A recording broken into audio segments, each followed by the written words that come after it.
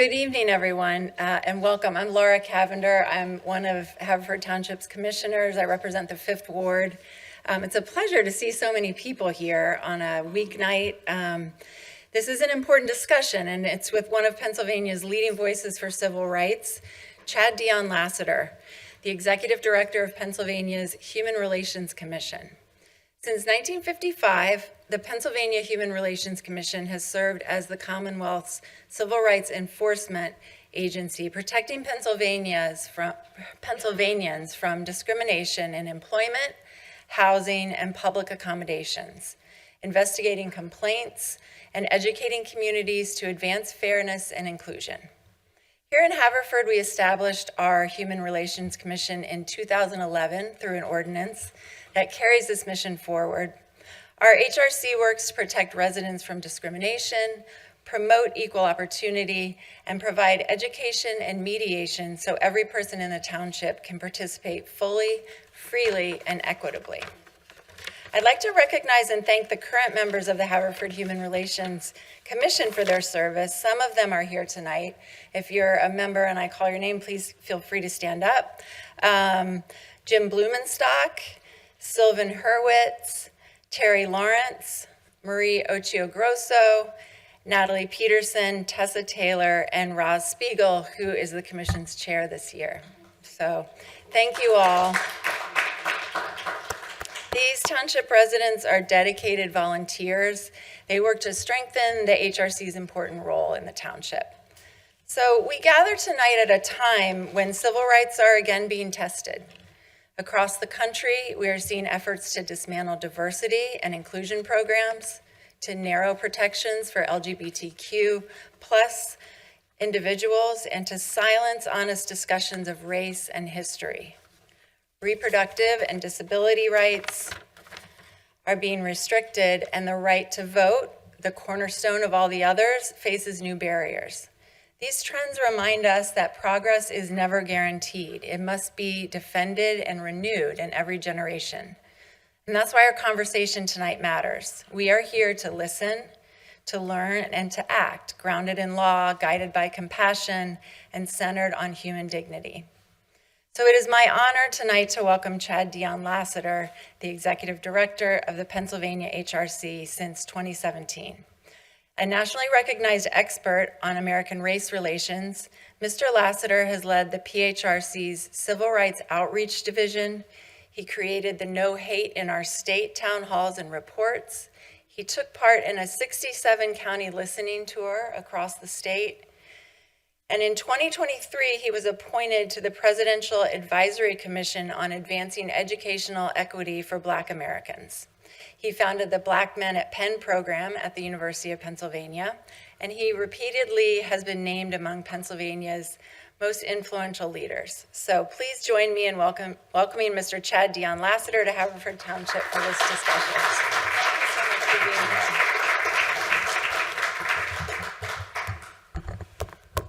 here. Truly honored and humbled to be here. Be remiss if I did not acknowledge our director of our Civil Rights Division, Cheryl Meck. We're just so very fortunate to have Cheryl leading our newly created Civil Rights Division. And then also my Chief of Staff, Zulay Rojas. I'm excited about being here. When I was informed that it was recorded, I said that, can you hear me? Okay. When I heard that it was recorded, I said I have to put on my professorial hat because it's recorded. And I want to thank the gentleman for bringing the children in, because now I know I need to be very mindful of not to use colorful language, which I only use because I grew up in Philadelphia to a mother and father who were very strict. It was a very strict Christian household where they articulated to you, don't use certain language, but at night you would hear language from Richard Pryor, Red Fox, and Archie Bunker, right? But when I say I'm honored and humbled to be here, we are the top civil rights enforcement agency in Pennsylvania, not in theory, but in action. But we can't do this work without doing it within the context of a social justice milieu So kudos to your HRC and all the HRCs that are around this Commonwealth. We work in tandem with advisory councils, something that we call social justice ambassadors, and multiple others. Tonight, I have a PowerPoint. We're going to get into that, but I was also asked to talk about my experiences that led me to this work. I will provide a disclaimer, and it's not this disclaimer that you see on the monitor, but the disclaimer is I'll try to bring the intellectual energy that's needed for this space, but I'm very tired. I suffer from racial trauma and racial fatigue and have been doing so for the past 5 years. Just where our democracy is, just how we're seducing to the black-white binary, just how we stereotype people.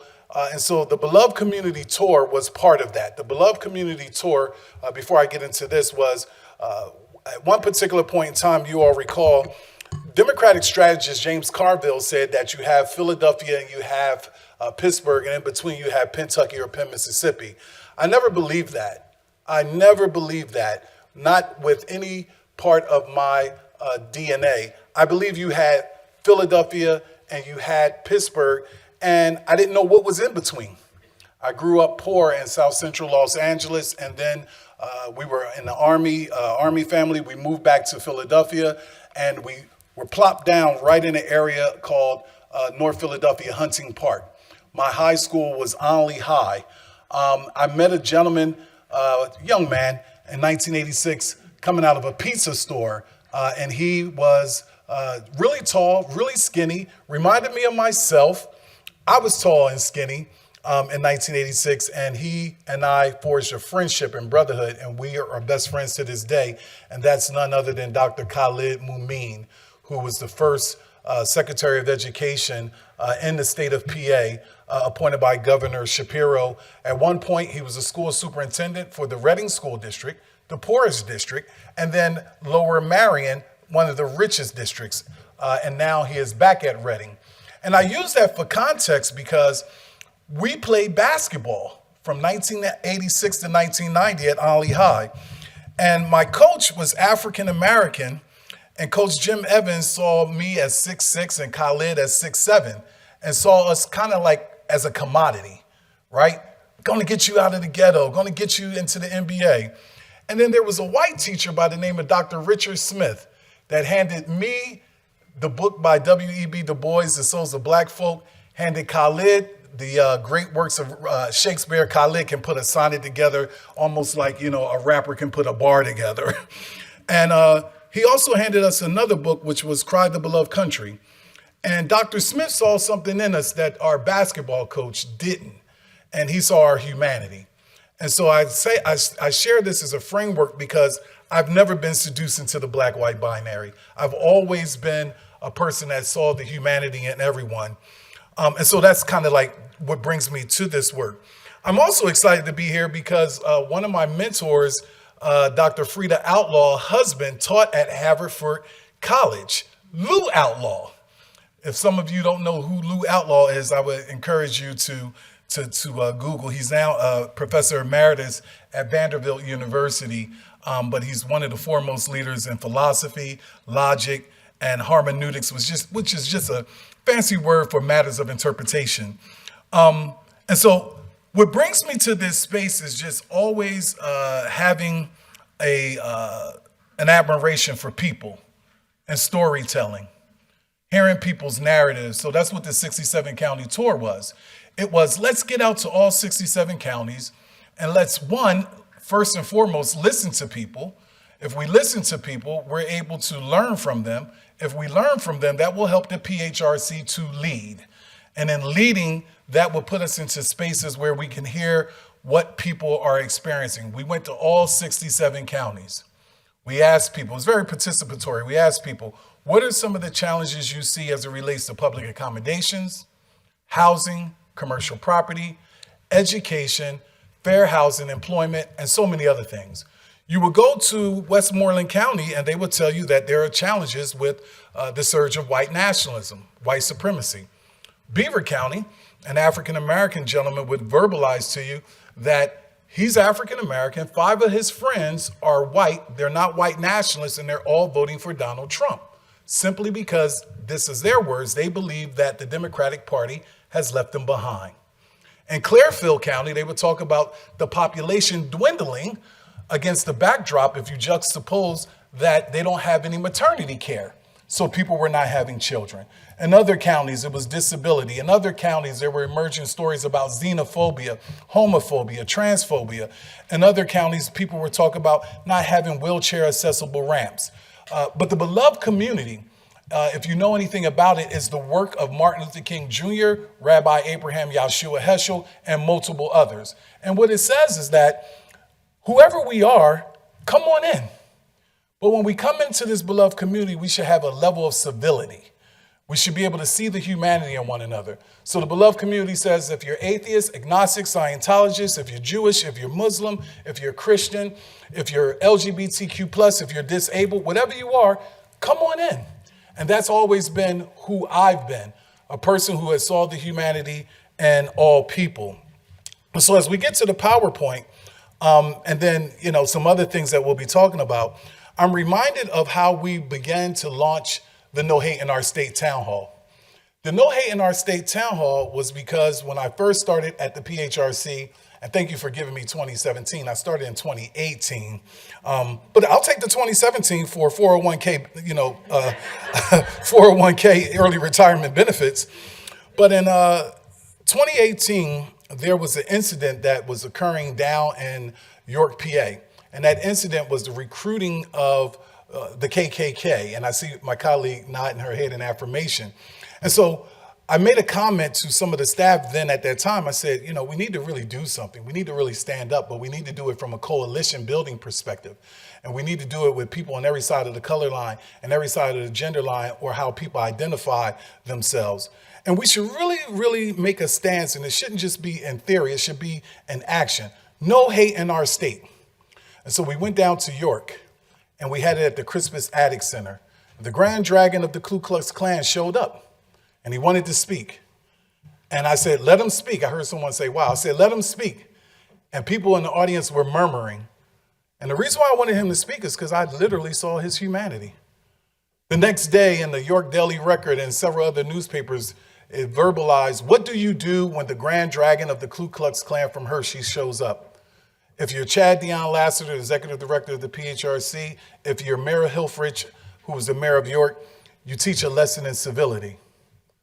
Well, when I got back, there was some of my black staff, and I'm not being stereotypical here. I'm just kind of, throughout this whole presentation, I'm going to continue to go back to the black-white binary. Black staff came into my office and they said, E.D. Lassiter, there were a lot of people on Facebook Live that said, like the movie Get Out, you were in the sunken place. I said, they didn't say that. You all said that. Now get out of my office. I said it with truth, love, and kindness. I wasn't in a sunken place. I wanted to hear what he had to say. Cheryl Meck has a situation right now, a social justice situation in Mechanicsburg, where the women of the KKK put leaflets and flyers in the buckets of children, it was alleged, because we're neutral at PHRC, for Halloween, their Halloween buckets. We're going down to do a No Hate in Our State Town Hall. But a press release is going to go out tomorrow, in which I said, I would like to extend an invite to the women of the KKK to meet me in person, along with my team. Maybe have lunch. Let's have dialogue. What's their perspective? See, that's just my level of humanity. That's my level of humanity. I'm not asking anyone to have my level of humanity. But the highest form of humanity is love for others. The highest form of love is agape love. It's not touchy-feely. It's not kumbaya. It's not tiptoe through the tulips. It's not we shall overcome. But it's seeing the humanity in one another, knowing that we've all been racialized, knowing that we've all been socialized, knowing that we all have a form of trauma, knowing that we all have a form of human brokenness. Now, make no mistake, right? Make no mistake. At the PHRC, if you discriminate against anybody based on protected categories, we're an enforcement agency. So I can be in this space of prevention and intervention. I can be in this space of, Martin Luther King, life's most persistent and urgent question is, what are you doing with others? But we're going to make sure we enforce the law, and you are protected under the Pennsylvania Human Relations Act. One of the things I did want to share with you is that, and I think we have some materials, we have our 2024 No Hate in Our State report. It's a really, really good report. Really, really good report that just really chronicalizes the work that we do. Data purposes, qualitative and quantitative data speaks to the state of Pennsylvania is ranked number 10th in the country of hate groups assembling. We have 74 known hate groups. That's not me creating fodder or skepticism. It's me sharing with you the data from the Anti-Defamation League, the Southern Poverty Law Center, as well as the Pennsylvania State Police. That data is real. Zulai and Cheryl heard this yesterday. Or was it, when did we do the Peace and Justice event? Tuesday. Peace and Justice is an event that we've done for 5 years in partnership with Penn Live. And Peace and Justice is against the backdrop of, we can always start from a stance of, it's a lot of hate. But from a strengths-based perspective, it's very important for us to start from a stance of, there's a lot of people practicing peace and justice. And so we had an event looking at the immigrant or the border industrial complex by a noted expert and scholar that came in from London by the name of Sarah Toll. But I opened up with what I'm going to open up here, and then we'll jump into the PowerPoint. I respect people who are not people of faith. I am a person of faith, except for, I guess, when the Eagles lose and I'm doing DraftKings, some choice language may come out, but I'm still a person of faith. But I open up the Peace and Justice with this, and I want to open up with you all as well. As daunting as this moment is, the struggle for justice is not new. This time is just our moment. How will we meet it? I'm inspired by the people in the book of Nehemiah. Facing their own dangerous and chaotic moment, they fought with one hand and they built with the other. They fought and they built simultaneously. They did not look away, waiting for difficult moments to pass. They did not ask for permission or for safety to start fighting and building. They did not prioritize comfort before they cast their vision against impossible odds. They demonstrated that chaos has always been the fertile soil of transformation, of building something brand new. Our great opportunity now is to be the modern day builders of our Nehemiah wall, simultaneously fighting and building. Or what Dr. King says, we must accept finite disappointment, but never lose infinite hope. We are what social scientists are at a tipping point. We're at a tipping point in this democracy. And in order for us to make sure that people are protected under the law, it has to be a collective action. It means that we're going to have to make sure that our moral compass, our moral imperative is aligned with a moral reimagination of how we want the democracy to be, respectfully, for those little babies that he has in the back. Respectfully, I'm looking around. I study human behavior, and visually, some of us, well, not me, but some of us have gray hair, white hair. Some of us are seasoned. From an identity perspective, how many parents do we have in here? Raise your hand, okay? How many grandparents do we have in here? Raise your hand. How many great-great-grandparents in here do we have, right? And I know, and I'm not trying to placate you, ingratiate, or display with false generosity, I know that more than likely, foundationally, in the final analysis, you want to leave this earth whenever you leave, and you want your children, grandchildren, and great-grandchildren to not endure what we're seeing now. That's right. Great, great, great. And it's okay for us to expand. And that's what we predated the Civil Rights Act by 10 years. We were created in 1955. 3 offices, Pittsburgh, Harrisburg, Philadelphia. A staff of 88.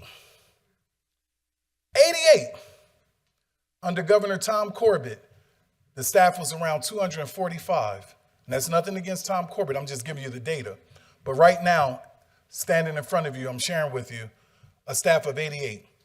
Responsible with the charge of protecting 13 million people in this Commonwealth from any form of unlawful discrimination. So when we talk about a call of action, some of you sit in influential positions. Some of you may be retired. Some of you may know who that person is. I got 2 cell phones. Some of you may even have my boss, one of my bosses, because our infrastructure is the governor's office, 11 commissioners, me as the executive director, and then I have 16 members of my senior management team. But some of you may have Governor Shapiro on speed dial. Some of you may have others on speed dial. I would simply say that if you do, let them know. Let them know about the Pennsylvania Huma Relations Commission from your lens, and not just Governor Shapiro. If there are other influential people, we cannot continue to do this work with the small amount of compliment that we have. And so Zulai told me, I'm not going to do this disclaimer, but this is PHRC, building community through civil rights. When you're tall and the microphone is down, your spine and, all types of things. Section 2C of the PHRA declares that discrimination is a public concern and that the state has the right and duty under its police powers to eliminate it. So we're not government that's overreaching. When we establish the LGBTQ plus regulations, there may be an intellectual or pragmatic argument that says, well, that should be policymakers, that should be individuals in the state assembly. Our very act allows us as an independent agency to go through regulatory approval for this, and we receive regulatory approval for this. Police powers are what allow the state to regulate private conduct when it impacts the public welfare. Think about how there are oftentimes entities, organizations, institutions that say, well, there's a zero tolerance policy with regards to how we treat people. Well, why is PHRC still around 70 years later? Why are your HRCs here? Why are there advisory councils? Because people discriminate. We have members on the R side and some on the D side that say, well, PHRC is making up all of this, all this information, this misinformation with regards to employment complaints. There's not a lot of employment discrimination. Look at our complaints. I'd be remiss if I didn't share that we had one of our CROCs, which is an acronym for Civil Rights Outreach Coordinators, Jason, who was on his way up with the material so that we can lay him out. He was in a car accident tonight. He's okay. He's okay. But I use that as context because we have data. We have the number of complaints that come in along the indices of disability, along the indices of commercial property, public accommodations, along the indices of employment and education and others. And so when you look at the police powers, we look here that police power refers to the government's inherent authority to enact laws and regulations to protect public health, public safety, morals, and general welfare. By invoking police power in Section 2.6 of the PHRA, the Pennsylvania legislature is asserting that civil rights protections are not optional or merely moral guidelines, but are a core governmental responsibility. This is who we are. This is who we are. What are the protected classes in general? And some of you who have been part of the HRCs, you know some of this, so this is a refresher. But in general, Pennsylvania law prohibits discrimination based on ancestry, retaliation, disability, using and handling training of support services. That's just much better. Thank you. Thank you. Using, handling, and training of support services, animal for disability, age, 40 or plus, national origin, religion, familial status, sex, color, race. We passed protections for pregnancy. Some may say pregnancy, why pregnancy? People are discriminated against in the workplace who are pregnant. We passed protections for religious freedoms. You have the right that if you need to get away and go pray, you have that right. We passed protections for the Crown Act. Some of us are in spaces where we say, wait a minute, you really believe that someone discriminates against someone because of their hair? Ask women of color. Ask others. Ask, for me, I didn't know that even though this is bald, that this is my crown. This is my crown. And in a workplace, no one can come up and say, hey, can I talk? That's a form of like, what are we doing, right? Sex, color, race. 2023 PHRA updates. In August 2023, the PHRA was updated to explicitly define the below protected classes. Race. Race includes traits historically associated with race, including but not limited to hair texture, protective hairstyles such as braids, locks, and twists, and other national origin or ancestry. Religious creed includes all aspects of religious observance and practice, as well as belief. Sex includes pregnancy, childbirth, and related medical conditions, breastfeeding. PHRC, we're the top civil rights enforcement agency. We were out of compliance. We were out of compliance because we were supposed to have feeding stations, or nursing stations, excuse me. We were supposed to have nursing stations, and folk came through that were in the compliance space, and they said, you all don't have a space for nursing. We quickly created an office space in Pittsburgh, in Harrisburg, as well as in Philadelphia for nursing. We're also this top civil rights enforcement agency, and it wasn't until almost 4 years ago that our now hearing examiner walked in, and she has cerebral palsy, and she's on a walker, and she says, these bathrooms, in addition to these doors, are not ADA accessible in the Philadelphia regional office.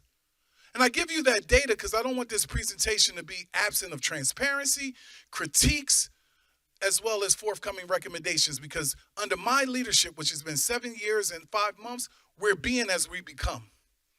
We're being as we become. I deviate from this for a moment to say, if any of you know people who have filed a complaint to the PHRC and they've not gotten a timely response, reach out to my chief of staff or me directly, because it's about quality assurance and customer service. None of us, I'm not trying to trigger any of us, but none of us will go to a doctor and the doctor says, Dion Lassiter, you have prostate cancer, but you come back in 2 months and I'll work on it. So we should be making sure that when a person comes in that door and they file a complaint with us, that we see them as more than just a number, but as a human being. When I first got to the PHRC, I asked the staff in Harrisburg, do you know where whites are in the state that are being discriminated against for housing? Well, you mean like trailer park? I never said trailer park.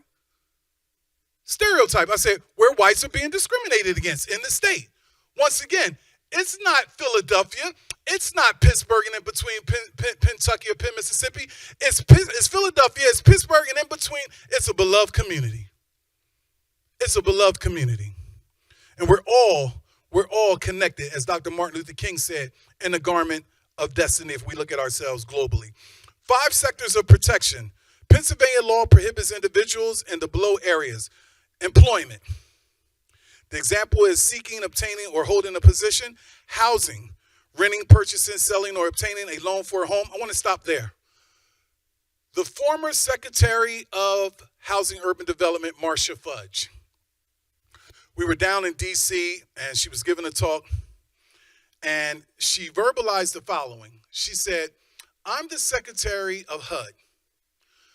My home has more square footage, and I own the adjacent lot next to my home, and the appraiser came into my home and appraised my white neighbor, less square footage and no adjacent lot. Home was appraised higher than her home. And some will shake their head and think that there's no such thing as appraisal bias. There's reports out there where African Americans have to take African or African American art off of the wall because when they didn't, the appraiser has come in with an ingrained bias, an inherent bias, and the home got appraised less. PHRC has something called fair housing testing. African American couple goes to a catchment area. The realtor says the house is no longer on the market. We send a white couple. That house is on the market. We send an interracial couple. The house is no longer on the market. We send a same-sex couple. The house is no longer on the market. We send an African-American couple with children or a white couple with children. The house is no longer on the market. That is a gross violation of the Fair Housing Act. It happens. We just did a press release most recently because the Trump administration, this is not about the Trump administration, but they stated that there's only one language, and that's English. The PHRC said, we see the beauty of all. Even with our questionnaires, when I first got to the PHRC, it was in a few languages. We have a plethora of languages now, right? We shouldn't be running away from diversity, equity, and inclusion, or justice, equity, diversity, and inclusion, or belonging and humanity. America is made up of a kaleidoscope. Beautiful colors. Look around. Look around. Cheryl is brown, right? Look around. We're all made up of multiple colors that we should embrace.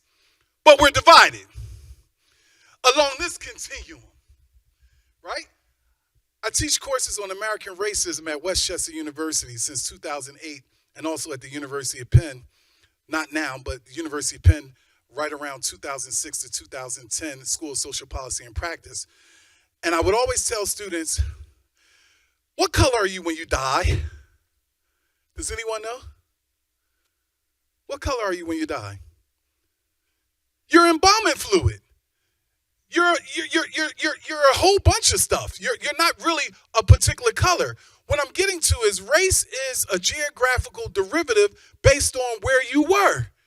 But we've magnified it. We've magnified it to this level where we've bought into all these notions, all these forms. So back to housing. We have one of the leading, more foremost cohort of individuals who are pushing forth the Fair Housing Act and the Fair Housing Initiatives at the PHRC. We have a white paper that's looking at housing. We're in this space. We had a show for 5 years called PHRC Speaks, Fair Housing in the 21st Century, that was on PCN the first and third Sunday of every month. Ironically, soft moment. When I was the host, my mom never tuned in. When the show switched over to Adrian Garcia, my mom started tuning in. I said, Mom, what is it about Adrian Garcia and, versus your son? She said, I hear you all the time. I hear you all the time. Zula, I was talking about our PCN show, PHRC Speaks Fair Housing 21st Century, and how Mother Lassiter never tuned in when I was on the show, but when Adrian Garcia took over. But please check out some of the stuff that we do in the housing space. Commercial property, having access to or the purchase and sale or lease of commercial property. Public accommodations, access to public places or services, education. We see discrimination attending public or private college, trade, or university schools. There's a lot of anti-Semitism on college campuses. There's a lot of Islamophobia on college campuses. There's a lot of transphobia, homophobia, xenophobia on college campuses. The PHRC did a report called the Enough Report, where Senator Art Haywood and I traveled 3,000 miles to 15 PHRC schools to deal with microaggressions and hatred towards black students on those 15 PHRC school districts. So Bloomsburg University, there's Bloomsburg, PA, for a lot of these students, where they're told don't go beyond the water fountain at a certain time. Indiana University of Pennsylvania, there's Indiana, PA. There's Mansfield University, but there's Mansfield, PA. But this is one of the things where it started out as dealing with microaggressions of the N-word being hurled on these college campuses. That's the Enough Report. We'll get you all a copy of it. We learned from white students that I was being discriminated against, Mr. Lassiter, because I brought my black roommate home for Thanksgiving. That person was talking about their family. They were talking about their family. Classism. I live here in Mansfield, PA, but the school up at the top of the hill, my family told me not to go to because as a white male, my grandfather, my father, my brothers, and my uncles, they worked at the meat factory or they worked at the tire company, and college was not anything that we should have been really aspiring to.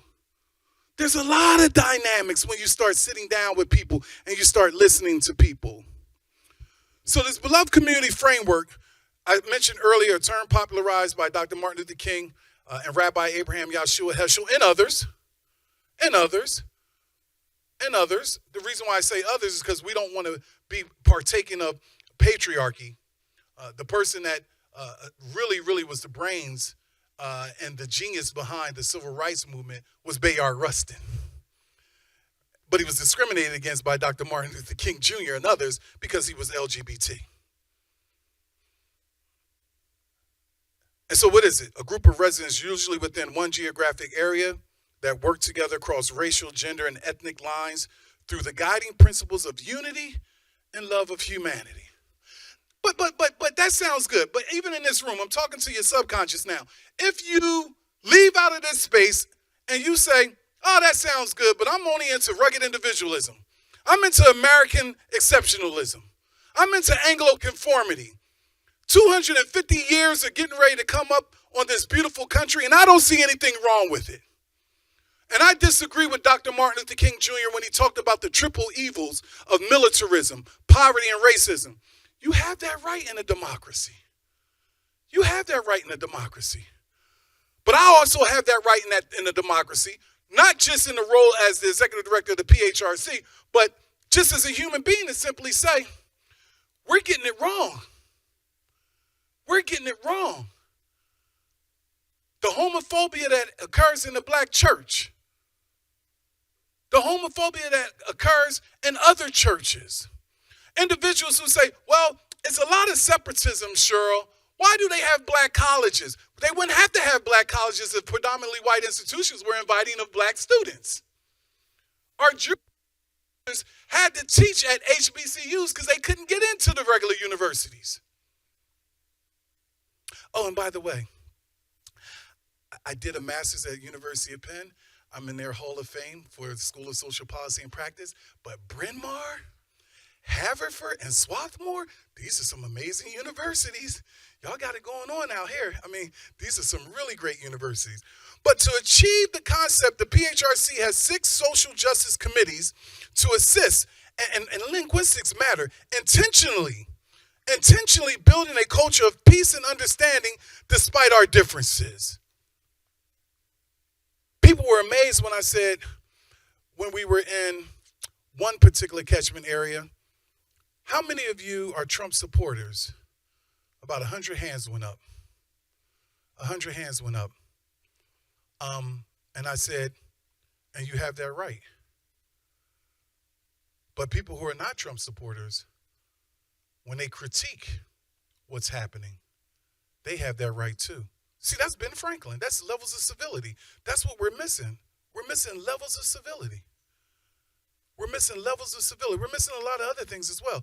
The Educational Equity Committee looks at educational access for all, disabled students, rural, urban, suburban. We put on conferences at the PHRC, School to Prison Pipeline. We just had a panel discussion with a person who won an Emmy who did a documentary on the preschool to prison. What are we talking about? We're talking about 3-year-olds, 4-year-olds being handcuffed because they had a tantrum, because they're squirmy, because they might have ADD, ADHD. Or let's be even more transparent. They spoke back to the teacher. That shouldn't get you in handcuffs. And we don't do that on the white side of the color line for the most part.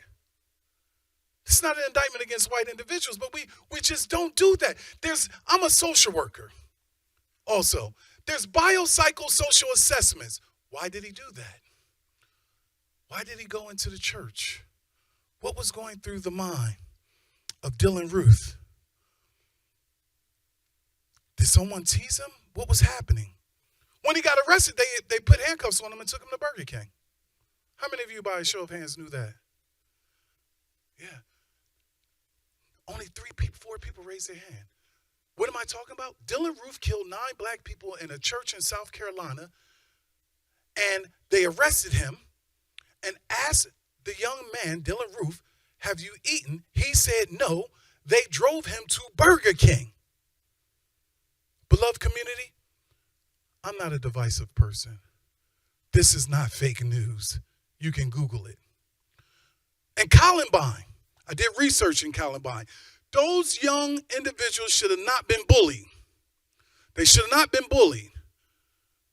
The bullying led them to murder their classmates. It's awful, but we give them a biopsychosocial assessment. Director Meck, we've been all over. You've been right there. Couldn't have done it without you, Director Meck, and your team. So I turned 53 October 5th. And some of you might say, oh, you're a baby. I don't feel like it. The tendonitis in the knees don't make me feel like that. But I'll say that we were somewhere, and the woman said, you're the first African-American I've seen in my 50 years living out here. And that's okay. I said, well, then who commits the crime? And she said, well, what do you mean, who commits the crime?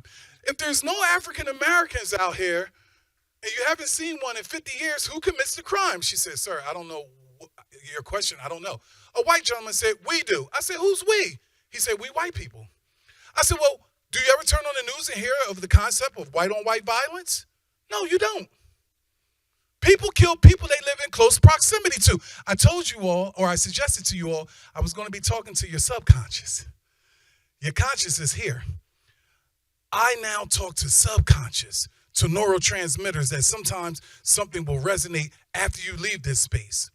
When we turn on the news, we hear black on black violence. Black people kill black people. White people kill white people.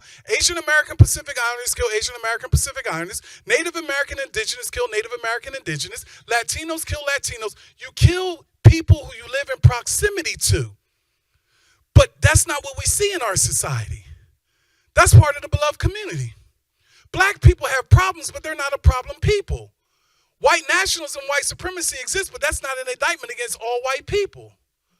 There's more white individuals who are working in a collaboration with others and with blacks to show that their humanity exists. And we don't have to be accomplices and allies. My grandmother said, just be a fundamentally good person.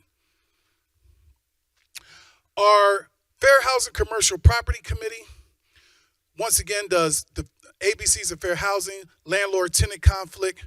At the height of COVID, there was a lot of sexual harassment, a lot of sexual assault. You don't have to pay your rent, but you can engage in this sexual favor. So as an enforcement agency, we push back against that. As an enforcement agency, we make sure that when things are violated in the housing space, we're on the front lines. The policy and Pennsylvania Huma Relations Act is important because we do a lot of policy. Nevertheless, the PHRC, we have to learn levels of humility. There are individuals who may feel some sort of way around the LGBTQ regulations. You have to listen to them. There are some fathers and mothers who don't want transgender individuals in all gender locker rooms or sports teams. You have to listen to them. That's a level of civility. You have to be able to listen to how people feel. You have to be able to give them the data, and that's what we have to do. We're in a space right now where there's attacks on our LGBTQ plus regulations, and we have to be able to listen to people. We have to be able to listen to those concerns and not get caught up in the political winds, but to stand firm and simply say, we had the right under our PHRA to pass regulations. We also have to be able to say, for however many times we do a training on anti-Semitism, and we should, we also have to be fair and balanced with regards to Islamophobia. As much as we know that there's anti-black racism, there's AAPI hate, and it did not just occur when COVID hit. Our Asian American Pacific Islander communities have been hit hard for a considerable period of time. And then we also have to be able to protect our children under the law. There's a lot of bullying. Our children should not have to hide the fact that their last name is Schwartzman, Littman, Bowen, Katz. They should be able to, in their Jewish identity, be who they are. Likewise, if we're Judeo-Christian individuals, young people should be able to come in as Muslims or as atheists. We have a lot of hate. We have a lot of hate. And I'm not even looking at the hate on a macro level on meso. That goes without saying. On a micro level. It starts in our homes. It starts in our communities. It's there. You know, white person say the N-word. Everybody's up in arms. Black people, a lot of them, not stereotyping, generalized, they say it ad nauseum. And so our white colleagues are like, whoa, man, right? Young white male in my community of East Oak Lane came home His dad said, Chad, my son wants to talk to you. He comes over to the house with his dad. Professor Lassiter, I didn't kill Martin Luther King. I said, I know you didn't kill Martin Luther King. You were 13 years old. He said, no, but my teacher said I killed Martin Luther King. The teacher mentioned America killed Martin Luther King, and he equated his identity with that of America. I see a lot of you shaking your head. That's where his identity was tied, but the teacher should have provided greater context, right? But that's still a part of socialization. Part of socialization, how we're socialized, right? At this moment, we're infringing on the rights of so many people. At this moment, we're saying no more African American Museum, no more Smithsonian. At this moment, we're getting rid of so much because we have to lead up to the 250 years. We have to tell the story of exceptionalism. It shouldn't be either or, it should be both and. We should be able to tell the story with all of the data. With all of the data. I'd like to share this quote because I think for me, I come out of the tradition of Dr. Martin Luther King Jr., Fannie Lou Hamer, the great abolitionist, John Brown. Notice I didn't say the great white abolitionist, but John Brown was white. Amazing book Dr. W.E.B. Du Bois wrote was the autobiography of John Brown. And I come out of other traditions too, but this is a quote that we typically don't see as it relates to Dr. Martin Luther King Jr. Has anyone ever seen this quote from Dr. King? Okay, one person. He said, rarely do we find men who willingly engage in hard, solid thinking. There's an almost universal quest for easy answers and half-baked solutions. Nothing pains people more than having to think. I think at this moment, there has to be some really deep, critical thinking, deep analysis. And this doesn't mean that we have to have a PhD, MD. It just means we should be really, really thinking in this moment. And thank you for those of you who raise your hand about having children, grandchildren, great-grandchildren. But guess what? I want the society to be different right now. As a 53-year-old individual who's a servant leader who's African-American, I didn't choose to be. That's what I was made. I didn't choose to grow up in the urban area. That's where something larger than me placed me. But we should want to change things now, even though there's a concept called gradualism, that we're not going to be able to change it overnight because we didn't get into this overnight. It's convenient. It's very convenient to blame the current administration for where we're at. I remember the Tea Party some years ago. God rest his soul. I remember Rush Limbaugh. He's still living. I remember Glenn Beck. He's still, that's what I mean, who's still living. I remember Sarah Palin. I remember a lot of divisiveness on all sides. But I think this moment is going to call for us to really, really deeply think about those policies that are draconian. See, the Medicaid, the Medicare, the Social Security, the SNAP, it's impacting our white brothers and sisters. We have to be able to somehow or another break through that to simply say, hold on, it's two types of people in this democracy. The elites and we the people. We have to be able to say, wait a minute, you're black, you're white, you're Asian American, Pacific Islander, you're Latino, we're all poor. What separates us? And maybe not in this room, but what separates us is that Lord. Tim Wise talks about it. Robin DiAngelo talks about it. Paul Kivel in Uprooting Racism talks about it. David T. Wellman in Portraits of White Racism talks about it. It's the lure of whiteness that somehow or another has certain individuals believing that it doesn't matter, I'm poor, but I still got one up on you. Hazleton, Allentown, Reading, these places are vastly becoming brown, and that's doing something to a lot of us. The demographic shifts are changing. There's a film, and let me be honest, because it's got to be unbalanced here. I mean, very balanced and neutral. Nancy Pelosi's daughter did the film. By a show of hands, how many of you saw the documentary, Right America Feeling Wrong? Oh, you got to watch it. It's PA. It's John McCain and Barack Obama, that election. There's a scene where a woman says, Obama, he's a jihadist, he's this, he's that. Okay, you all saw it. John McCain grabbed the microphone. He said, no, no, no. He's a good American that I just happen to have differences with. That's what we're missing. God rest his soul. But John McCain, can your spirit cover us? In that film, a gentleman said he's going to put his hand on the cut iron and he's going to take off his mask, and behind him is going to be Osama bin Laden. This is the film. These were educated people in Beaver, PA. These were educated people around parts of PA. There was a lot of anxiety. There was a lot of fear. And certainly there are critiques of every president. Every president, Ronald Reagan, all the way through. But this moment that we're in, it calls us to, how are we going to organize so that our, not civil rights, but our human rights are protected under the law?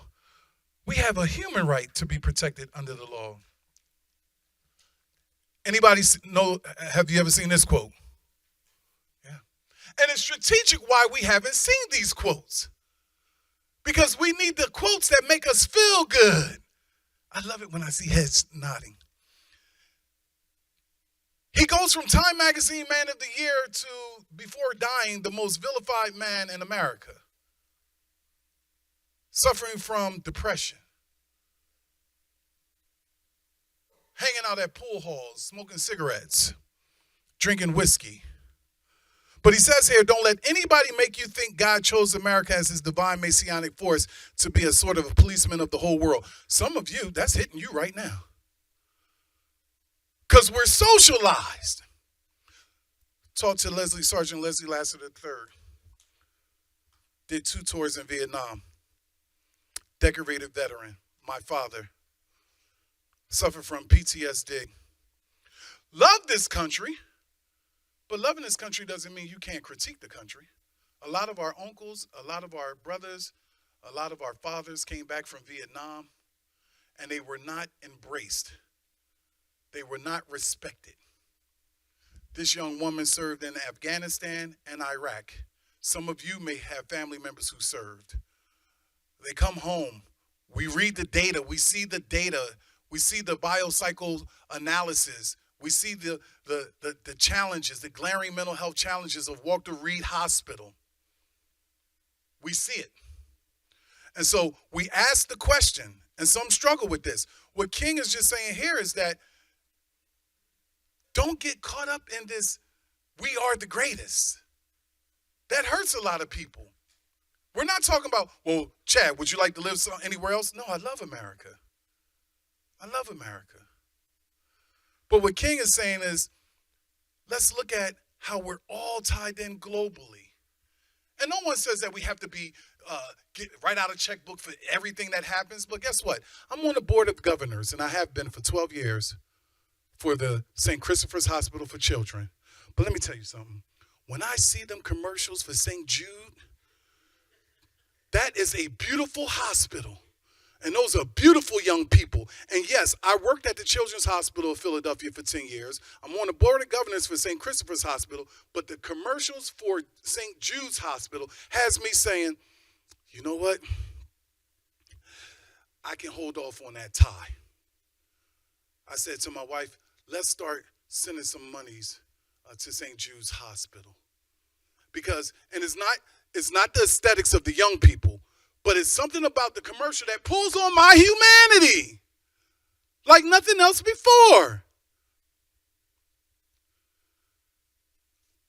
Our landscape is ever evolving.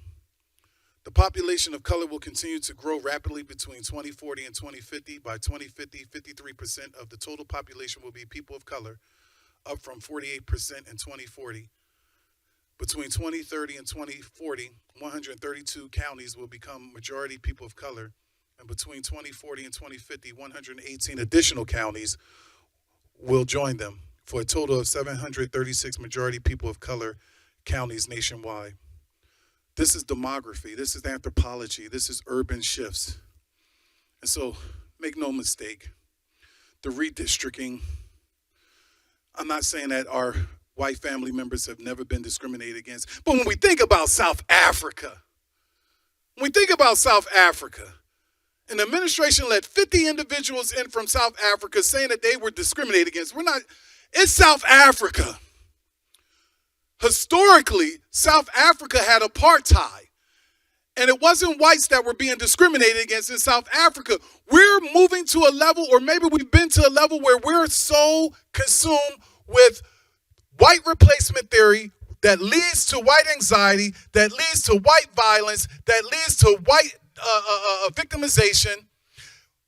We're looking at the EEOC saying we're getting a lot of complaints of white males who are experiencing racism, reverse racism. I'm not saying it doesn't happen. But how does 300,000 black women get laid off currently? It's an attack on humanity. It's an attack on humanity, and the American racial landscape is going to change because guess what? And thank God. And if you don't believe in God, that's fine. Thank the larger spirit. Thank the wind that our children are now coming home. Young black male, he's coming home, and this is going to rock some of you. And he's comfortable with bringing his Asian boyfriend home. And your meaning the larger your white daughter is coming home with a Hispanic male. Our children are different than when we were. Our children are saying, guess what? I'm going to defy the odds, and I'm going to love who I love. Our governor says that. No matter who you love, who you pray to, you have a place here in PA. I certainly can't say it as eloquently as he does. But those Cheerio commercials are changing. On them Cheerio commercials, they got them little curly hair and they biracial. Them fabric softener commercials are changing. A lot of things are changing. A lot of things are changing. A lot of things are changing. So the racial landscape is changing. And folk have to have what Dr. Noel calls a scapegoat hypothesis. We have to blame someone for what we really are fearful of. My whiteness will one day move me from my majority to minority. And that's doing something to me consciously and subconsciously for some whites. And please be mindful that there are deeply rooted stereotypes and deeply rooted challenges in communities of color. Your black son brings home a white young lady. At the dinner table you're inviting, when she leaves, that black mother talks to her husband, what is wrong with your son? Or what is wrong with your daughter? Yes, it happens. Come on, let's free ourselves here. We know that these conversations happen in our homes. That's why we're racialized and socialized. We just don't. One thing I admire about aspects of white culture, I've never heard white culture say, you don't air dirty laundry. Maybe you all say that, but I've never heard it. In the black community, don't air dirty laundry. Everybody knows that this situation happened. It's all on the news. Respectfully. Private communities and the African American community. You have a book by E. Lynn Harris entitled On the Down Low. Men having sex with men. No, I'm not just gay. It's just, when I go to the locker room on Fridays, I hook up with this guy. Because in the black community, aspects of the black community are so kind of tainted in that space that people can't live out their true identities. I see it on social media with Magic Johnson's son, EJ. I read the comment section where people say, man, you 6'9", take off those stilettos and put on some sneaks and help LeBron get a couple of rebounds. EJ is who he is. EJ is who he is. We have to work on self. See, as the executive director of PHRC, I'm not talking to you all. I'm not. I'm talking to me. For the past 25 years, I make sure that I don't have toxic masculinity. Not all masculinity is toxic. I'm not saying I'm all things to all people, sir, but I'm concerned about breast cancer, and not because someone in my family came down with breast cancer. I'm concerned about PKU, and I don't have any children. I try to immerse myself into humanity. And once again, I'm not trying to say being all things to all people, but I don't live in a space of white people this, white people that. I don't live in a space of black people this, black people that. I live in a space of how can we improve ourselves? How can you reduce your bigotry, your prejudice, your acts of effective discrimination? How can you reduce that? So I wanted to move this, before we get to the Q&A, into a space where PHRC has been. PHRC had, for a considerable period of time, and me in particular, if you Google my name, I talked a lot about white nationalism, white supremacy. And then when I was meeting with members of the Ku Klux Klan and members of white nationalist groups, one gentleman said, why do you call us white supremacists? I said, because that's who you are. And he said, yeah, but you also talk about seeing people's humanity. I said, do you want me to soften the language? He said, nah, I'm a human being, but I became a white supremacist because I grew up in South Philadelphia and my mom was in a relationship with a black guy who beat on her every day for like 10 years straight. And I ran away from home. I moved to Lancaster. I got in with this Aryan Nation, started selling drugs. I got incarcerated in Texas, and there was a different white Aryan Nation there, and they were getting ready to attack me, and a black guy who was a cook stepped in and said, yo, leave him alone. This is my brother. And I said, he saw your humanity. I began to shift from talking about white supremacy, white supremacy, and I started talking about human brokenness. I made that shift. I didn't say I stopped talking about anti-Semitism.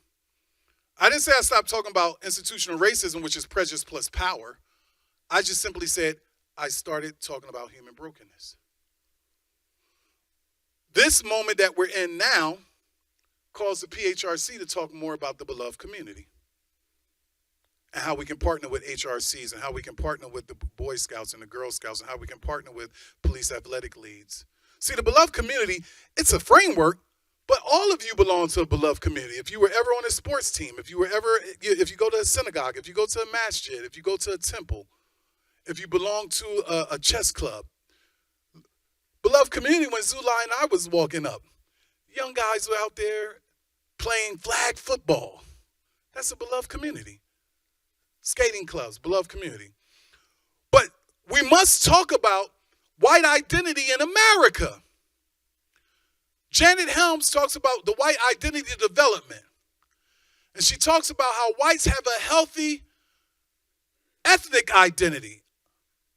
But it's okay to have a healthy racial identity, not rooted in white superiority. So ethnic is I'm from Germany, I'm from Scandinavia, I'm from Bosnia, I'm from Norway, I'm from Canada. But the racial identity is something that most whites aren't connected to. And so I wanted to share here what I see and what maybe some of you see as the moment that we find ourselves in. White replacement theory. Theory asserting that there is a deliberate orchestrated plot to diminish or entirely replace white populations in their home countries through mass immigration and demographic change. That's not occurring. It's not occurring. I don't want to make it as simple as this, but newsflash. White demographic shifts are going to change, as the first slide showed. Whites are going to be in the minority, but white supremacy is still going to be at the top of Maslow's hierarchy of needs until we change it. So when people thought, well, Barack Obama becomes president, this is going to happen, you don't have a such thing as the Black Ku Klux Klan. It doesn't exist. It doesn't exist. But let's open up our eyes, and I think our eyes are somewhat open. We have to be very transparent and very honest. 3 pillars of the civil rights movement were truth, love, and kindness. No other race of people could go down to the state capitol on January 6th and allow and everything that we saw happen. And for the most part, other than the individuals that got harmed and lost their lives, they leave unscathed and got pardoned. That's a form of white privilege, not an indictment against white individuals. So this white replacement theory, there's no deliberateness. I'm not here to talk about immigration. I'm not in that space. White fragility and none of these terms that I'm sharing apply to all individuals. They're theoretical. You all can decide. We'll make the PowerPoint available where individuals fit in. White fragility describes the defensive reactions that white people often exhibit when confronted with discussions about racial inequality and their own role in it. Well, let me share this with you. This stuff is heavy. I remember when the Trump administration mentioned moving away from federal DEI presentations in the federal government. I was very supportive of that. I was very supportive of that because I sat in on a lot of those trainings, and I have a lot of white colleagues who would leave those trainings with a form of white guilt. As a college professor, the textbooks are what they are, but at University of Penn, as you can imagine, and Westchester, as you can imagine, the majority of students that I teach are white students, and none of them had anything to do with what's in the textbooks. At the PHRC, we did an overhaul of our trainings to make sure that when we were doing trainings, that we were not trying to make people feel bad because they were white or whatever they were. Because when I got to PHRC, there were some PowerPoints that law enforcement would say, well, gosh, because the PowerPoint was hard-hitting. And so with our police and community social justice committee, we open up by talking about you have to see the humanity in law enforcement. There's a thing called fear of calamity. There's a lot of law enforcement individuals that get up in the morning, they leave their loved ones, and they want to come home too. Knocking on the door to serve a PFA or a search warrant, and behind that door, you get blown away. We also talk to communities of color. You can't have it both ways. We understand the anthology of police brutality. We understand surveillance, some of us, and suspicion, but we also understand that there are communities that need to recognize that not every officer that is stopping you under the guise or the racial gaze. Sometimes they're stopping you, and it might be a racial paranoia that you're thinking something's going to happen. I got stopped by 5 police officers several years ago. I wasn't with the PHRC. And the first thing I said was, oh, here they go. And they stopped me and they said, yo, you're the professor that's from University of Penn that's on Fox News 29. I said, yes. We've never heard you say anything positive about the police state. This morning, you said a lot of positive things about the police state. Can we get a picture with you? I said, man, okay. But you can imagine, I excelled. They saw my humanity, I saw their humanity.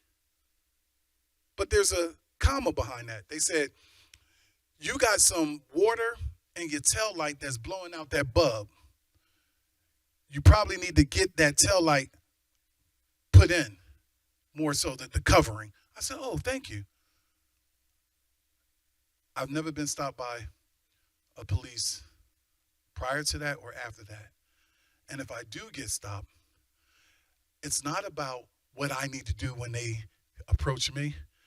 It's both and. It's about what both of us need to do. What both of us need to do. See my humanity, I see your humanity. Don't come up to my ride, thinking, with that masculine, that toxic masculinity, nor should I be, where you going? Why you, right? We should both be able to see one another. And not simply because he wants to go home and I want to go home, but because we're human beings. Because we're human beings. This white fragility functions to recenter the focus on white people's discomfort rather than the experiences of people of color. The moment that we find ourselves in, white victimization for some of us is a set of beliefs in some circles that white people are currently the primary victims of systemic discrimination. DEI benefited white women. The majority of beneficiaries for DEI were white women. That's not Chad Dion Lassiter, executive director of PHRC, or any of that. It's what the data speaks to. It's what the data speaks to. Anywhere else, anywhere else besides this moment that we're in, respectfully, I'll stop there and just simply say, I remember when Barack Obama wore a tan suit in the springtime. So I'm not going to get into that demolition stuff that's going on down at the White House.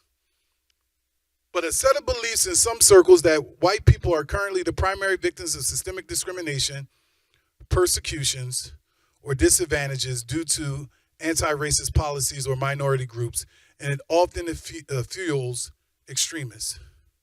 It's not the historical sheets that Director Mek, Zulai, and those of us who are in the field are dealing with.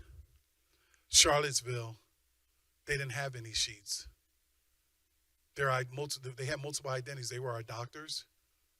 They were our lawyers. They were our pediatricians. Some may have been Sunday school teachers. Some were professors. Some were lawyers. The rage that exists starts with the white replacement theory. We're coming to the end, and then we'll open it up for some questions for you all. These are some books that are recommended readings for the PHRC. Director Mek, Cheryl, and her team could not get in the field without understanding a field guide to white supremacy. Look at the aspect of systemic and structural racism, how the white supremacy fuels attacks on transgender individuals. Our last No Hate in Our State was down in York. Briefly, can you just unpack what that situation is? I know it was an attack on a person who was LGBTQ+. The attack, there was a physical assault on an individual that was from the LGBTQIA community, and due to lack of protections under the hate crime statutes, you couldn't charge the perpetrator with a hate crime. They were charged with just assault. And we worked together to do a No Hate in Our State town hall, and this is where collaboration comes in times such as these. You know, you work on those connections throughout, but we were able to connect with City Council, Claire Toomey from York HRC, local activists, and just the people coming together for gathering, highlighting the need to put LGBTQIA as protected in the language under hate crimes, and highlighting just where some things are missing in policy and law. And so things like that can just highlight the need for change. And I will say, with what we're working on in Mechanicsburg, how you listed doctors and teacher, make no mistake, that's the same job titles that's happening in Mechanicsburg. So these are not, thank you, Director Mek. These are not the traditional Ku Klux Klan. These are not hooded. These are regular, everyday individuals who have engaged in extremism. Noam Chomsky has a book, What Kind of Creatures Are We? Really good book. At this pivotal time, I think that all of us have to ask ourselves, is this really who we are? We keep saying, this is not who we are, right? I'm kind of reminded of something that I term as the Lord of the Flies syndrome. Absent a void of protective factors, whether that's parents or leaders, how will people lean? How will they lean? And so that's what Chomsky's talking about here. What kind of creatures are we? Our colleague here, she said, not just my grand or great grand, but others as well. But I think we also have the right to say, listen, as long as I just socialize my kids in truth, love, and kindness, that's all I'm concerned about. And if you do that, then you would have done what you were called to do. But if some of us want to expand and look at others, we can look at that as well. White Rural Rage, The Threat to American Democracy, really good book. Because rural areas feel like they've been left behind. That's what the 67 Beloved Community Tour showed. And while we were doing the 67 Beloved Community Tour, we also did razor sharp race dialogue in rural barbershops. I went to rural barbershops. And those of you who are sports enthusiasts, that was one of the social justice icebreakers. I went in, I set the foundation. I said, I don't like the Philadelphia Eagles. And they said, why? I said, well, prior to winning most Super Bowls, they remind me of my prom date. They take you to the dance, but they don't dance with you. My prom date never danced with me. I'm still feeling the remnants of that. She's my wife now. Yeah, love her to death. There's an African proverb that says, I am because we are, and I think my lucky star is every day for her. But while we're in the barbershop, white gentleman says, who do you like? I said, Pittsburgh Steelers. Who do you like? He said, Cleveland Browns. I said, how do you like the Cleveland Browns and you live in Pennsylvania? I went to college with Bernie Kosar, who played for the Miami Hurricanes. My stereotype when I walked in the barbershop was white males, rural PA, and all those stereotypes. Just being honest with you all. He talked about majoring in economics. Here's some of the common themes.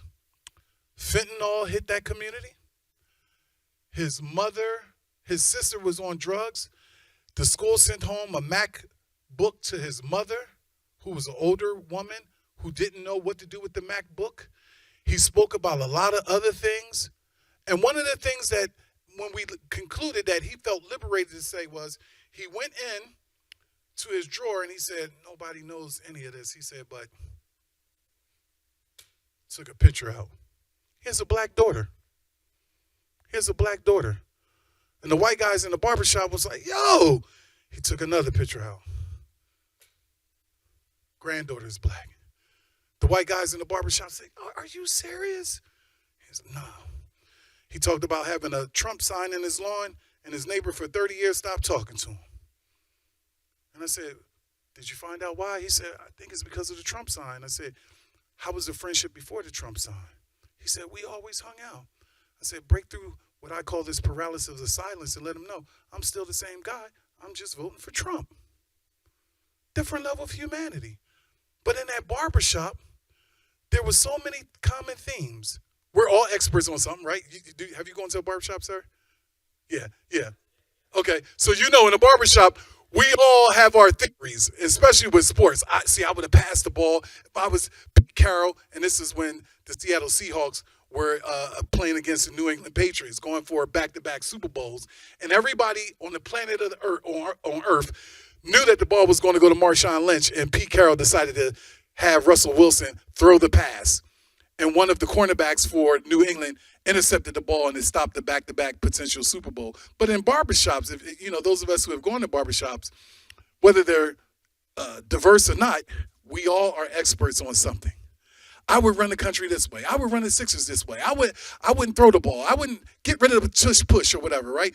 Who's the best singer? Who's the best, actor, whatever the case may be. But this White Rural Rage is really a good book because it talks about the rural demographics and how people feel like they've been left behind. So in my city of Philadelphia and Montgomery County, yeah, there's public transportation, there's SEPTA and things of that nature. And these rural communities, there's lack of transportation. And so we have to look at Sullivan County when they say there's no Uber, no Lyft, no cab, and no bus. Those things are real. And we have to humble ourselves for those of us who have trains and things of that nature. This is really a good book. Coming to an end, King says that a nation that continues year after year to spend more money on military defense than on programs of social uplift is approaching spiritual doom. King talked about the triple evils of militarism, poverty, and racism. And at this moment, we really should be looking at what I state are peace colonies. We should be promoting more peace and civil disobedience. We should be seeing the humanity and all. Reverend Barber talked about white poverty in this book, how exposing myths about race and class can reconstruct American democracy. The middle book is one that, all these books, PHRC, we're reading in our Civil Rights Division, Dying of Whiteness, how the politics of racial resentment is killing America's heartland. In that same film, Right America Going Wrong, Barack Obama made an elitist comment, and he made his elitist comment at a $100,000 plate dinner in Silicon Valley. He said, middle America, they're bitter, they love God, and they cling to their guns. And a woman in the film says, what's wrong with us loving God? What's wrong with us? So what, I like to, hunt for moose. And so what if I love my guns? On a lot of levels, she's absolutely right. She's absolutely right. It's not either or, it's both and. It's both and. Zulai and I are in the city of Philadelphia, and we have family members in the city of Philadelphia. Rural PA taught me, I went into a house, gentleman had 50 guns on the wall. Nomenclature. He said, hey, I tell my grandson, grab those guns, we go hunting. And they don't have any issues out there with gun violence. Right? Black Grief, White Grievance is a good book. It talks about the politics of loss on all sides. Advocacy across identities, as we get ready to close. Cross-identity advocacy and allyship create power by using one group's access to elevate another's needs. When people advocate across lines of race, gender, class, or ability, not just for their own identities, they help ensure marginalized communities are heard on their own terms. You may not be disabled, but how do you advocate for those? You may not be LGBTQ+, but how do you advocate for those? You could be LGBTQ+, but how do you advocate for those who are in the disabled community or multiple other communities? And so that's what we believe. We believe in advocacy across identities. PHRC, I would not be in this role if I engaged in a form of ethnocentrism. For me, being black is nice, but at the end of the day, it's about humanity. I have to lean in for every single protected category in the Commonwealth. Peace colonies, early 20th century, intentional communities where social reformers or marginalized groups live together to model nonviolence, cooperation, social equality. I'll stop there because I would imagine you all do this in your personal politics, in your spiritual politics. So this presentation for some may be like, oh, he's talking to the choir, but sometimes you have to get the choir back together so that we can sing a new tune and create a moral reimagination for a new nation. PHRC community building, we're so elated that we're connecting with this HRC. PHRC advisory councils were created under the Pennsylvania Huma Relations Act to bring statewide Pennsylvania Huma Relations Commission resources to local communities. You all are the eyes and ears of your community. We can't do this without a social justice kind of force. We need more individuals, and that's what the advisory councils are. Advisory councils know where discrimination is happening. Advisory councils know things before we do. You heard me earlier talk about our PHRC Social Justice Ambassador Program. The Pennsylvania Huma Relations Commission envisions having a social justice ambassador for each county in Pennsylvania to serve that area's unique community needs. These are voluntary positions, right? Our SJA was able to get us space in Erie, PA for one of the Beloved Community Tours presentations that I did.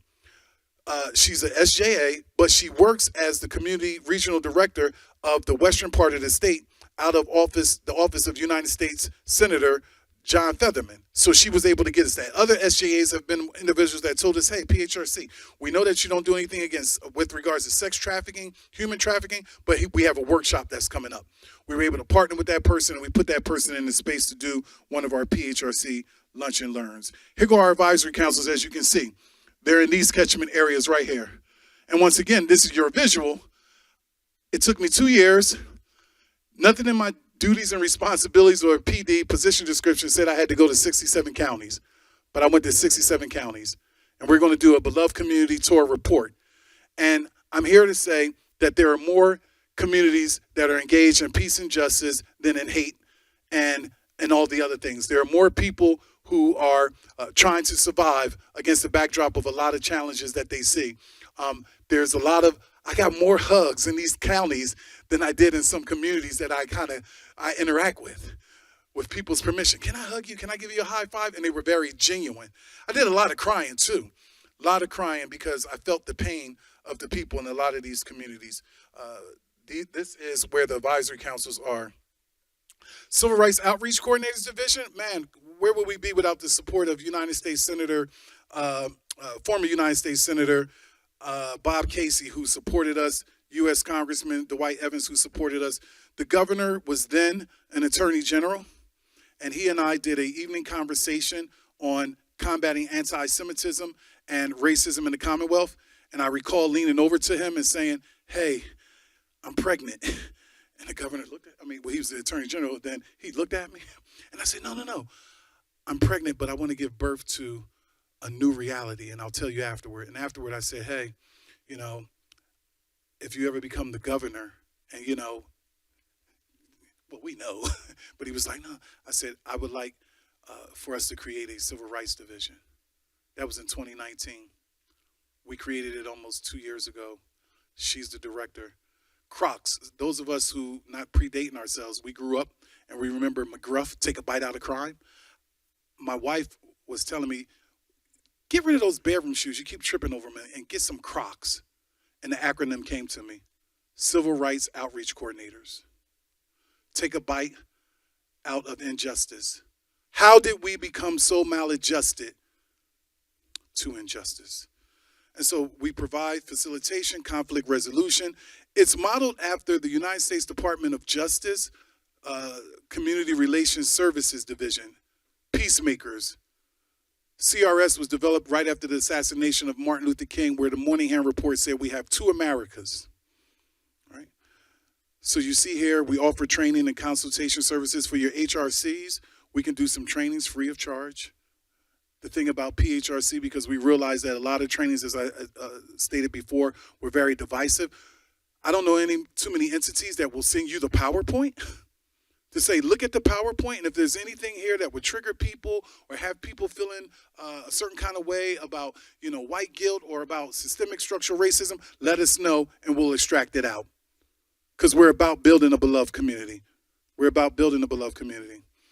Civil Rights Outreach Coordinators Division continuation, lead local projects or initiatives as assigned by leadership to improve the Civil Rights Outreach Coordinators' visibility. Develop and implement comprehensive outreach plans targeting communities in conjunction with the PHRC advisory councils and the PHRC social justice programs, ambassador program. Engage in proactive outreach to educate the public. We want to get there, not be reactive. So that's why we have a civil rights division. And there's some internal stuff. Why did he use the compliment for that? Because we don't go out in the field to do investigations. You can't do civil rights in the 21st century by the seat of your pants. You have to get out. You have to look at people. You have to see if there's a wheelchair accessible ramp. You have to hear the story. When you say that they were discriminating against you because you're transgender, give me some examples. You can't do it on the phone solely. You got to be able to get out with the people. You have to be able to change the ethos by engaging with the people. And that's what Director Meck does with her team. Here go our trainings. That's what I was saying earlier. We'll make this available to you, but don't let the elites sway you into this whole notion of DEI. There's nothing on here that nobody can really critique. Why wouldn't you want civil rights law and learn about PHRC jurisdiction? Why wouldn't you want to learn about civil tension reduction basics? Why wouldn't you want to have a training on bullying and harassment, workplace education, so forth, conflict resolution, implicit bias in law enforcement, humanity and belonging, bias and hate speech, right? Because we hide behind our speech. We say homophobic things. We say, racist things, and then we say, well, that's an amendment right. All of these are part of diversity. Fair housing fundamentals, fair housing for LGBTQ plus individuals, fair housing for municipal leaders, fair housing for criminal backgrounds. We talk about service animals. Someone has anxiety. They come into a place with their service animal and they're discriminated against. That service animal may alert you, or that support animal may alert you to take your insulin because you have type 2 diabetes, or to take your anxiety pill, whatever the case may be. But these are our trainings. For the HRC here, we provide them for you free. Redlining, affirmatively furthering fair housing. All of this we offer to you free of charge. We close that book, Hope, The Black President, Hope and Fury in the Age of Obama, is both and. It's both and. We're still talking about that moment, and he's no longer the president. Really good book. Not without critiques or criticism. Really good book. Whiteness. Really good book. And then a quote that resonates with me. Life's most persistent and urgent question is, what are you doing for others? What are you doing for others? thank you for having us here. I hope that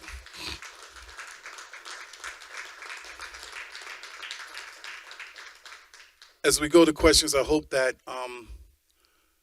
this is what this was delivered per what was requested. And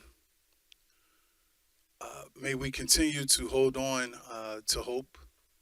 May you know that you have a neighbor, a social justice neighbor in the Pennsylvania Huma Relations Commission.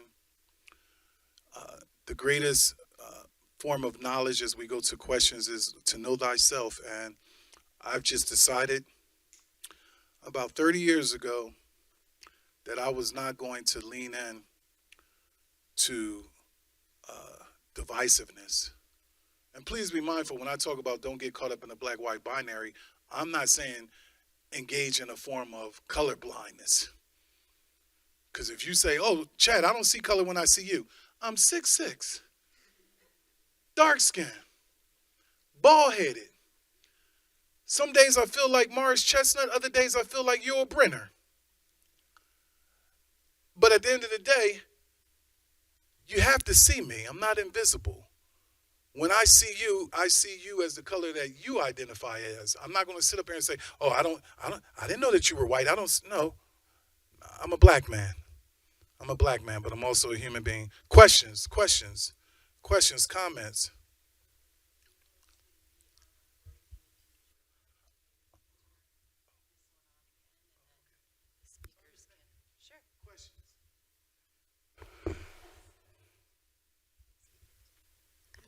So with the PHRC, if there's one issue, you talked about employment, housing, commercial,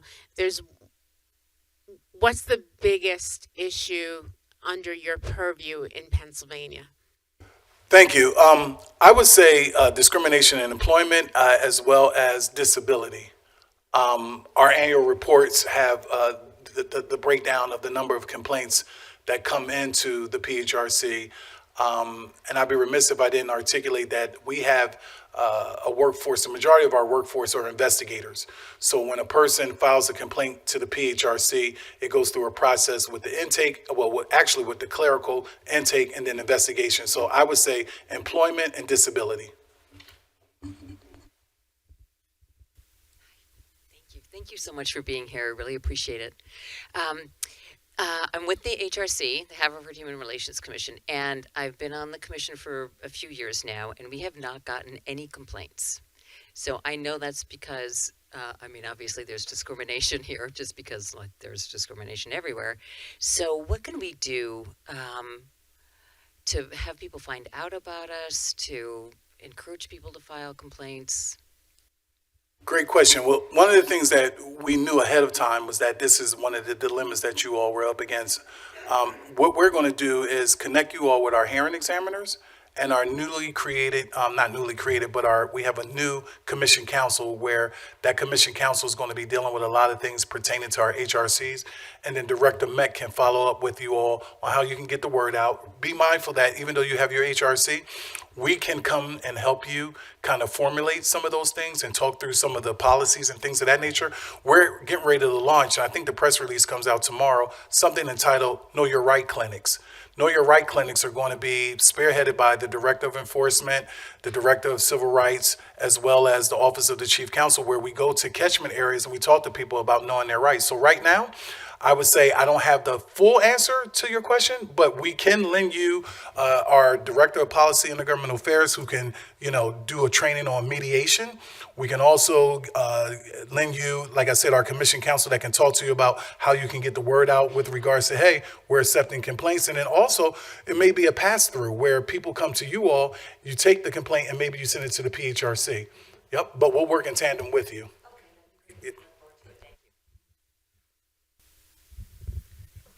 Thank you so much for this presentation. And I'm a former, I'm right across the line in Ardmore, so with Lower Merion Human Relations Commission.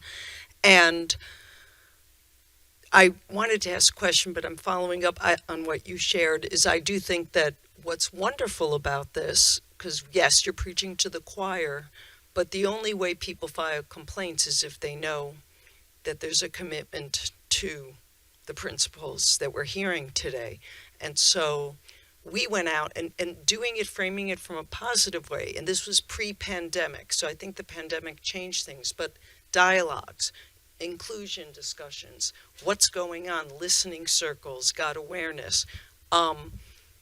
And since I'm no longer a commissioner, my non-politically astute comment is we got pushback from the commissioners.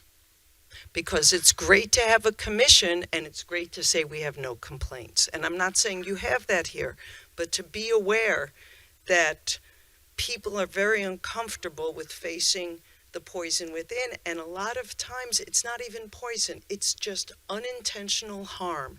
And so what we saw is most of the complaints really came from unintentional harm, and that by framing things in that light, you get more participation.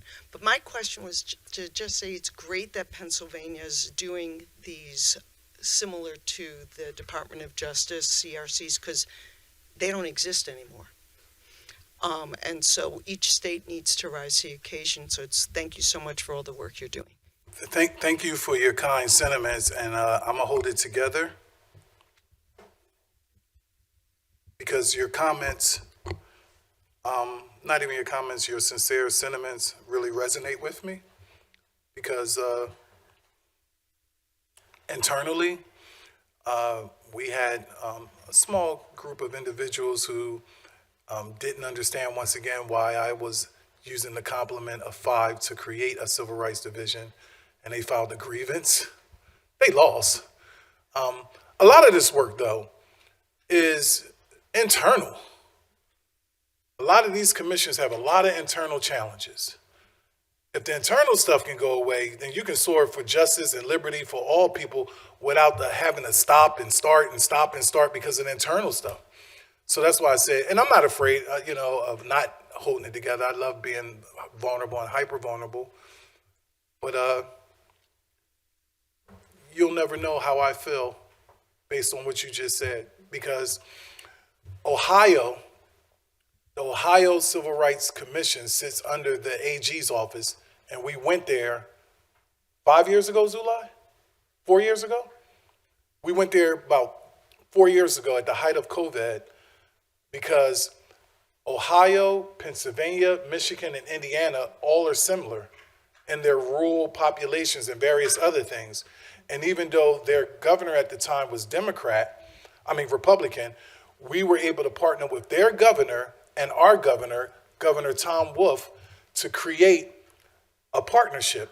And that partnership 4 years later now has Director Meck and I working with their executive director where they want to create a civil rights division just like the Pennsylvania Huma Relations Commission. A lot of leaders have foresight and they have oversight, while the workers who stand at the cooler talking what they talk have, I would have did this and I would have did that. And if you say, hey, be the executive director for 1 hour, let's see how you fare. So you're absolutely right. The CRCs are gone. The civil rights portion of the United States Department of Justice is gone. The Department of Education is not what it is. And here we are at the Pennsylvania Huma Relations Commission, just seeing the humanity of all people and making sure that we fight for justice for all people, and making sure that individuals know that when they file their complaint, they'll get an investigator that has been trained on their bias. Every year I've been in this role for the past 7 years, 5 months, we brought in the Anti-Defamation League and others to do trainings on us. And the staff is pushed back. Well, what is he saying? I'm saying that we all have bigotry in us, a form of bias. Well, we're the ones that do the training. Yeah, we need to be trained as well, so that you don't lean in with your stereotype.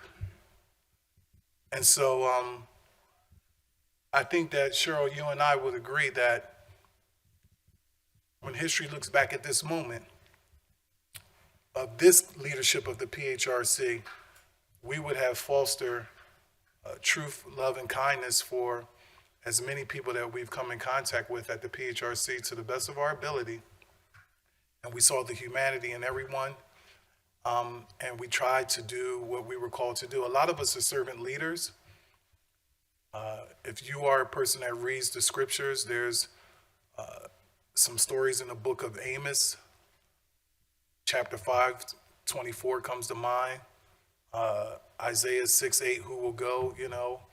And so that's who we are. And you could be a servant leader and not be ascribed to religious texts or religiosity. And so that's who we are at PHRC, working on behalf of everybody. I'll end by saying a moral reimagination is a world where you may not like a particular thing, but why do you have to become violent towards that particular thing? That's what Noam Chomsky was talking about, and what kind of creatures are we? You asked a great question. What we're going to see, I believe, in the next couple of months is a lot of ordinances being repealed with regards to LGBTQ plus protections. People who are LGBTQ plus, they are us, and they should be protected under the law. Yes, ma'am. The House Bill 1956 that actually requires the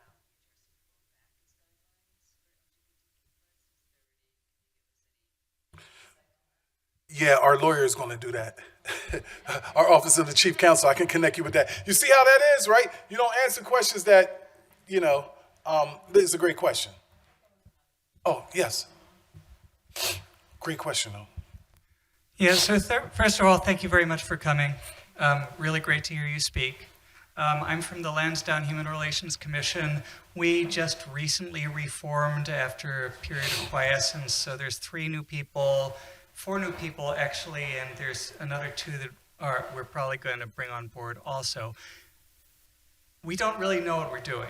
Like, we don't know what, at a basic level, like what our tasks are, what our responsibilities are, how we're supposed to do this thing. So we just need some guidance. Okay, great. And I think that when we, and thank you so much, I think that when we met with you all, we had spoke about following up, and so we'll do that. So one of the things that we've embarked upon, we did some research and we identified 46 active HRCs in the Commonwealth, and Cheryl and I are meeting with each of them. So even when we met with your HRC, we need to follow up and get out there so that we can, sooner rather than later. But once again, thank you all for being attentive, and thank you for allowing us into this space and your community to share with you the work of the Pennsylvania Huma Relations Commission, the framework of the Beloved Community Tour, and anything else that we were able to do on this most sacred night. Thank you.